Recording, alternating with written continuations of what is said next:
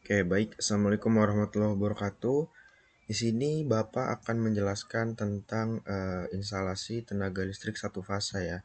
Mungkin kalian udah pernah dengar, mungkin di kelas 10 juga udah pernah dibahas ya, instalasi tenaga listrik satu fasa, tapi mungkin secara umum aja, nggak secara detail.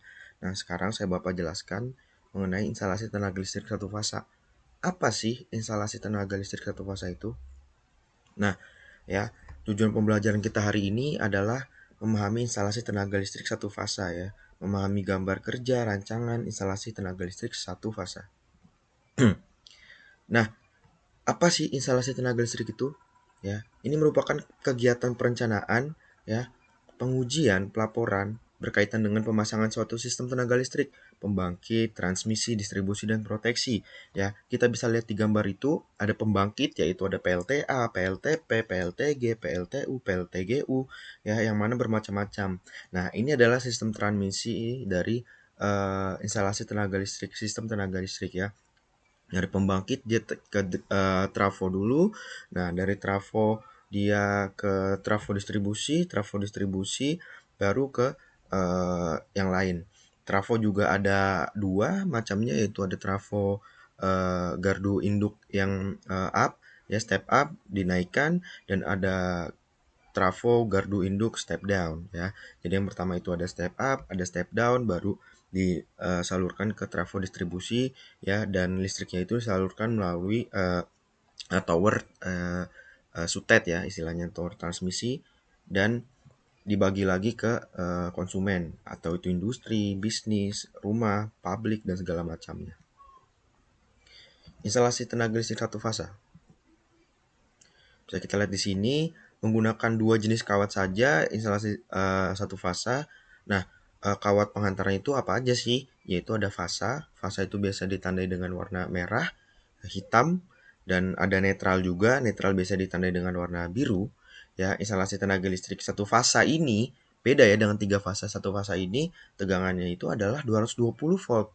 Ya, pemasangan instalasi ini lebih mudah karena hanya dua kawat saja. Ya, besaran dayanya dapat dilihat dari MCB yang digunakan pada instalasi di rumah kita. Nah, di sini ada perbedaan satu fasa tiga fasa nih, anak-anak. Nah, yang pertama ada 220 volt kalau satu fasa. Kalau tiga fasa itu 380, dan kabelnya juga beda nih. Kabelnya itu kalau satu fasa itu ada dua kabel, kalau tiga fasa itu ada 4 kabel, lebih banyak, dan tegangannya juga lebih gede. Nah, kegunaannya itu adalah banyak, ada untuk perumahan atau bangunan skala kecil, beban skala kecil seperti penerangan, peralatan rumah tangga dan lainnya. Kalau misalkan tiga fasa itu pada industri beban skala besar ya, untuk industri, untuk gedung-gedung yang gede, gedung-gedung perusahaan-perusahaan yang besar ya. Kalau pakai dua fasa di gedung-gedung besar itu, kalau pakai satu fasa di gedung-gedung besar itu nggak akan bisa, bebannya itu kecil ya.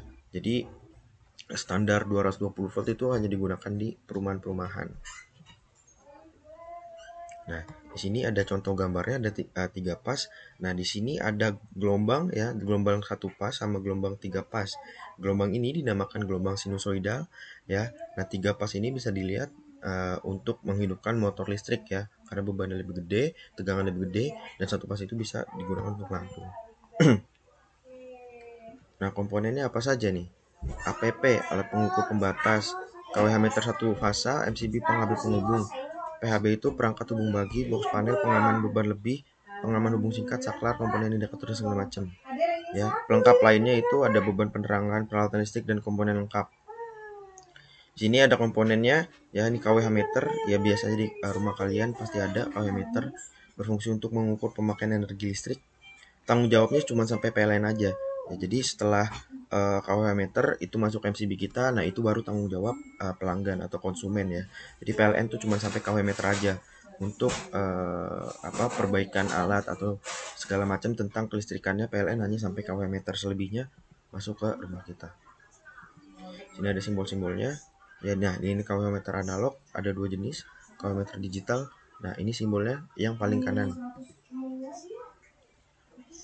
PHB itu sebagai penghubung, pengaman dan pembagi, penyuplai, pengontrol, menghubungkan rangkaian ya. dari satu dengan rangkaian listrik yang lain ya. Jadi misalkan dari PHB utama ya, yang ada di rumah kalian terus ke perangkat-perangkat lainnya. Nah, itu dibagi oleh PHB. Pengaman seperti halnya MCB mengamankan sistem listrik, dan pembagi yang membagi tenaga listrik berdasarkan kebutuhan beban kerja. Penyuplai menyalurkan sumber listrik ke beban kerja. Kalau untuk mengontrol ya kerja beban listriknya dikontrol oleh PHB. Nah, ini ada box panel PHB-nya ya, box panelnya sini yang besar. Nah, SCB. Nah, SCB ini perangkat proteksi ya, tapi dia biasanya tuh digunakan di berbagai perusahaan-perusahaan besar ya, tapi di rumah nggak akan digunakan. SCB ini digunakan untuk beban yang 1200 ampere lebih gitu. Kalau MCB tuh nggak bisa. MCB tuh hanya 16 ampere sampai berapa 24 amperan lah ya. Kalau ini bisa sampai ribuan ampere. Jadi bebannya itu sangat besar dan digunakan untuk perusahaan-perusahaan yang besar gitu. Nah, miniatur circuit breaker nih ya, yang tadi saya sebutkan ada satu fasa, yang cuma satu, ada tiga fase, yang tiga fase.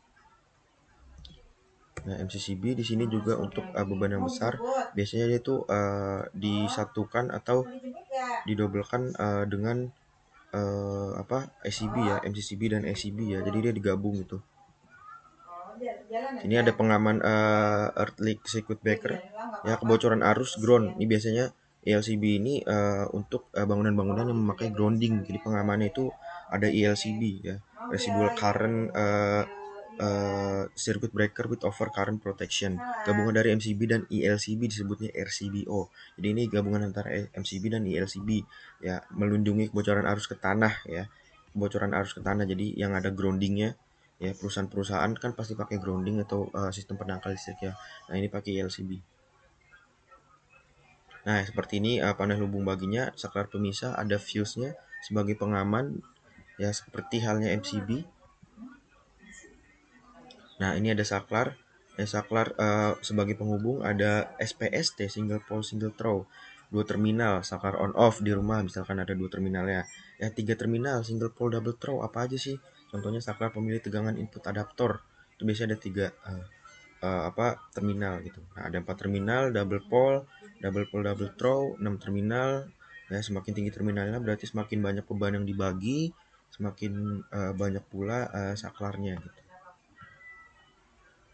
Nah, seperti ini contohnya. Nah, ini ada berbagai macam saklar, saklar switch ya, toggle switch, selector switch, limit switch biasanya dipakai di trainer ya tertentu, ataupun biasanya di pesawat-pesawat tuh. Nah, trainer kan besar tuh. Nah, dia pakai biasanya toggle switch tuh. Nah, ini komponen indikator terdiri dari indikator voltmeternya. Ini yang warna putih indikator voltmeternya tuh yang ada jarum-jarumnya. Nah, itu ada voltmeternya, ada ampermeter dan wattmeternya. Nah, di sini ada komponen pengendalinya, magnetic kontaktor ya. Ada kontak utama, coil A1, kontak bantu, dan normally open, normally close. Ya, ini untuk nanti kalian belajar IML. Timer overload dan time delay relay ya. Timer overload ini yang menghubungkan antara tadi komponen ini ya, kontaktor ya, dengan overload supaya mereka bisa lanjut ke motor listriknya, ke bebannya. Nah, time delay relay ini biasanya disetting ya seberapa lama untuk motor tersebut berhenti atau berjalan ya. Ini buat nyeting waktunya ya, seberapa lama motor itu berjalan. Sini ada kabel penghubung, kabel pejal atau solid, berilit, serabut, persegi, mesbar. Nah, kabel penghantarnya bisa dilihat di sini, simplex, duplex, ya, triplex, yang quadruplex ya. 4 buah penghantar, kabel NYM ya, dan kabel MY. Ini contoh kabelnya ya, bisa kalian lihat. Nah, ini biasanya kabel-kabel yang besar-besar ini tuh digunakan di kabel bawah tanah atau kabel transmisi ya. Kabel besar yang kawat tembaganya besar-besar. Nah, itu seperti itu ya. Nah, udah itu aja dan sampai situ aja pelajaran dari saya ya. Nanti berikutnya mungkin kita masuk ke materi selanjutnya ya. Oke, assalamualaikum anak-anak. Semoga ini membantu untuk pembelajaran daring kalian. Sehat-sehat semuanya. Assalamualaikum warahmatullahi wabarakatuh.